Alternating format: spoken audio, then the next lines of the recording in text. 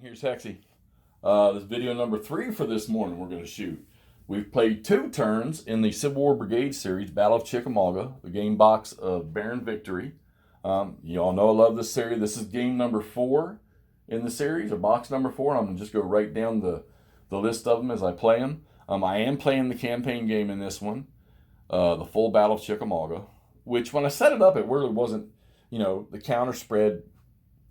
I was a little concerned, I'm thinking about the River of Death from Great Battles and how deep and massive the counter density was going to be. This one here didn't, when I initially set it up, it didn't look that intimidating.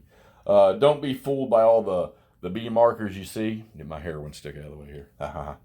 All the B markers you see, that's just that was a recommended rule that when you're in column mode, to stretch the units out, just use all B counters. I'm pretty sure that's what it was. All right, so 2 turns. We've played, an hour. And the situation on the map is initial orders were assigned to probably 75% of the units, and you had about 25% left that you could assign. It did most of the general rules say that you can give whatever orders you want to unassigned units. And I didn't see any rule that said, no, you have to go through the command process to give orders to units. It doesn't say that anywhere in the rules. So I went ahead and did some special assignments to units that did not have rules. You've got Nathan Bedford Forrest Cavalry, and you've got the Reserve Corps for the Confederates. Their orders are to secure and hold Jay's Mill right here in front of Reed's Ford and Reed's Bridge. And I'm assuming so that is when more Confederates come in up the pike behind them, they'll have a secure crossing to get across. The Union, on the other hand, they were already on the offensive with the 1st Division and the 3rd Division of the 14th Corps to attack through Jay's Mill and secure Reed's Bridge and Reed's Ford. All right, drive the Confederates, if there were any behind it, if they weren't already there, then to secure those crossings, okay? But I noticed there's 3 crossings here. You got Reed's Bridge, you got Reed's Ford, and then you've got Fowler's Ford just down below that. So that battle, no engagement's been done yet. You've got the Reserve Corps from the Union, 2 brigades of them. You've got 1 up here to the left. They're going over to secure that bridge crossing and that ford right there. That's their orders. That's orders that I gave them, okay? This 2nd Division of the Reserve Corps, their orders were to come down here and secure the southern approach up the road here coming across Reed's Ford. Depending on what happens with the 2 divisions here, I may have to redesignate their orders to assist in the attack. If it looks like these 2 divisions are going to be able to do something successful here against the Confederates, then I may push them into the attack with them. If not, they'll go into a position here probably along this creek, all right? Now, the thing about this game here is when you issue orders, the headquarters will move along, like if it's an assault order, an attack order, the headquarters will move along. Or whatever the objective is, once the objective is complete, that headquarters becomes non-mobile, and the orders are complete, and you have to reissue orders. So units are allowed to function within their ranges. So the headquarters underneath the 14th Corps commander here, if this mission was, if their orders were fulfilled, he would be stationary right there, not the leader, but the headquarters. And then all of the commanders would have to be within 8 of that headquarters unit, okay? And then all his units have to be within 4 of him. So you can conduct fire, you can conduct close combat, even if you don't have orders, as long as you stay within the command radius, all right? The little chain of command radius.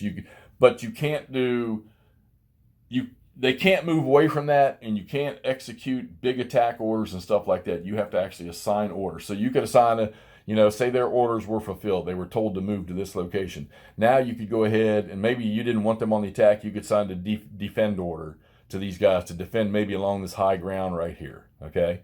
And then they could go into a defensive posture and still move within the command radius. Command radius is a great rule because if you didn't have that, you would have a lot of stagnant units on the board that you couldn't do nothing with because they didn't have any kind of orders at all. So you need to at least be able to move things around, maybe fire some enemy that's approaching or stuff like that. So great system for us. Like I said, this is, as far as I'm concerned, this is the best system that's ever been done as far as command goes, because I think it really, really reflects some serious realism to the game. The rest of the Reserve Corps, the last division, is Reynolds, and he's coming up the pike down here, and I've tried to change his orders to shift him into the fight right here, because there's no way this is going to hold up to all of this coming in, all right? But it failed, so he's got to stay on his orders, initial orders, to rejoin his corps, which is way up here. Wilder, I gave him orders. This guy has nothing but, he's an independent unit with Spencer repeaters. That's another interesting thing. If you can find some stuff to read about that, Wilder's unit, they were all over the battlefield, and they were the saviors of a lot of situations because of the weaponry they had. I had them initially to pull back here and just secure the roads coming out of these entry areas here so the Union can get reinforcements on. But of course, a lot of the Union stuff, like Sheridan and stuff, they come in down here later on. All right, so over here in the corner of the battlefield, we've got Buckner's Corps, you've got Polk's Corps, and you've got Hood. Which when this started, Hood's sitting in the woods, like, I don't know, like right in here. I didn't realize he was at that point when this thing started. I hope they didn't get it wrong. I don't think they did. But I decided right off the bat, Hood's going to attack south down the pike here. And the objective is to clear out down here to Lee's Crossing, the Lee's House Crossing, and clear out, block this Lafayette Road out so reinforcements for the Union can't come on. You probably can't see that. So there we go. Here's Lee's house right here. All right, Lee House. Buckner is to come over, and I have Buckner programmed to drive to the Vineyard House right here and protect the back end of Hood's attack, so facing to the north and then northwest. Okay, because I imagine Union reinforcements will be coming in up here eventually. And then Polk was to cross, he was to secure this crossing here just to maintain it in case the Union could decide to come across. I had to pull them back a little bit because the artillery fire was too much. But his other two divisions were to come across, and they were to support Hood's attack, which you can see right here, they're starting to get into it. Support Hood's attack, driving back down to the Lee House. So that's the current orders for the first two turns. The only one that I'm working on, like I said, I'm trying to work on changing is Reynolds to stay here. Maybe detach him and put him into an attachment with this corps, with the 21st Corps. Just give him to the 21st Corps. I got to brush up the rules before I start this next turn on the attachment and detachments so that I can, or divisional detachments or whatever, and try to get this unit to help them instead of going up there, because I think the Union has enough way up yonder to deal with, or to handle what's up there. And then we'll have to see as reinforcements come on. I don't have the reinforcements laid out, but the Confederates don't get anything till like 1:30.